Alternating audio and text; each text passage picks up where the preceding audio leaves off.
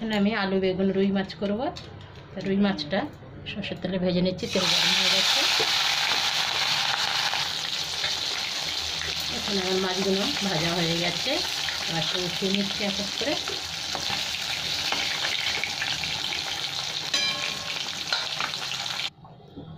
এই মাছ ভাজার তেলে আমি কালো জিরে দিয়ে দিলাম, একটু তেজপাতা। এখানে কেটে ধুয়ে আলু রেখেছি, আমি আলুগুলো দিয়ে দিলাম।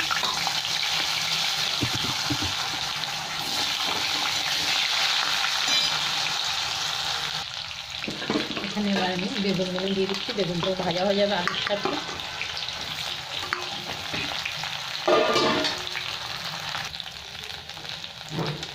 এখানে আবার আমি মশলাগুলো দিয়ে দেবো। এখানে হলুদ দিয়ে দিলাম, একটু ধনে পাউডার, আর একটু কাশ্মীরি লঙ্কার গুঁড়ো 1 চামচ, জিরে পাউডার আধা চামচ দিয়ে দিলাম। একটু নুন দিচ্ছি,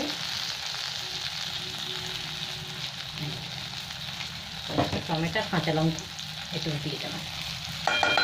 মশলাটা ভালো করে ভেজে নেবো আমি সবটা একসাথে।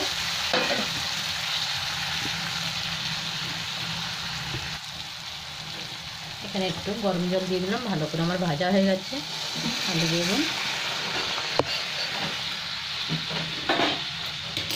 ঝোলটা ফুটে গেলেই মাছগুলো তুলে দেবো।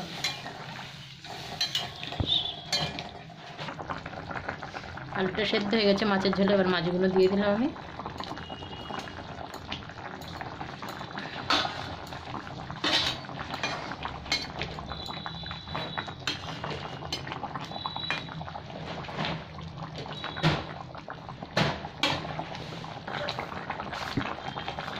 আমি ধনে পাতা দিয়ে দিলাম।